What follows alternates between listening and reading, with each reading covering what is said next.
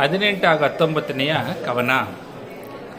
ಉಗಿದು ಬಿಸುಟನು ಸರಳ ಮಗ್ಗಲ ಮಗುಚಿ ನೆತ್ತರ ಹೊನಲಿನೀಚೆಗೆ ತೆಗೆದು ತೊಳೆದು ಒರೆಸಿದನು ಸಗ್ಗಳೆಯ ನೀರಿನಲ್ಲಿ. ಮೃಗವ ಹರೆ ಮುನಿಸರಕಟ ಪಾಪಿಗಳ ಎತ್ತಣ ತಪವಿದೆತ್ತಣ ಮೃಗ ವಿನೋದ ಕ್ರೀಡೆ ಕೊಂದಿರೆನ್ನುತ್ತಾ ಬೀಸುಸೋಯ್ದು. ಅಂದರೆ ಅವರಿಬ್ಬರಿಗೆ ನೆಟ್ಟಿದ ಬಾಣವನ್ನು ಕಿತ್ತೆಸೆದು ಮೃಗಗಳಾದವರನ್ನು ನೆಟ್ಟಗೆ ಮಲಗಿಸಿ ರಕ್ತವನ್ನೊರೆಸಿ ಚರ್ಮದ ಚೀಲದ ನೀರಿನಿಂದ ಗಾಯವನ್ನು ಮತ್ತೆ ತೊಳೆದು ಅವರಿಬ್ಬರಿಗೂ ನೀವು ಮನುಷ್ಯರಾಗಿದ್ದು ಮೃಗಗಳಾಗಬಹುದೇ? ಈ ಕಾಡಿನಲ್ಲಿ ತಪಸ್ಸು ಮಾಡುವುದೆಲ್ಲಿ, ಮೃಗಗಳಾಗಿ ರಮಿಸುವುದೆಲ್ಲಿ? ಹೀಗೆ ಮಾಡಿ ನನ್ನನ್ನು ಕೊಂದಿರಿ ಎಂದನು. 19ನೇ ಕವನ. ಮತ್ತೆ ನಾವೇ ಪಾಪಿಗಳೇ ನೀನೆನ್ನುತ್ತಾ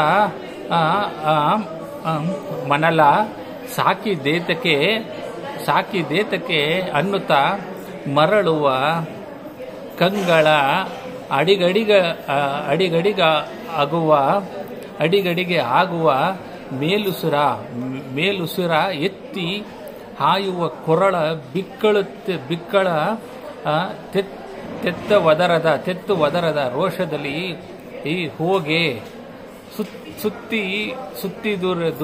ಸುತ್ತಿದುರ ವಾತುಗಳ ಸೂಸಿದರ ವನಿಪನ ಮೇಲೆ. ಅಂದರೆ ಇನ್ನೊಮ್ಮೆ ಹೇಳ್ತೀನಿ.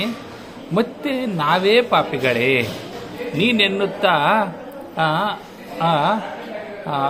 ಸಾಕಿದೇತಕ್ಕೆ ಎನ್ನುತ್ತಾ ಮರಳುವ ಕಂಗಳ ಅಡಿಗಡಿಗೆ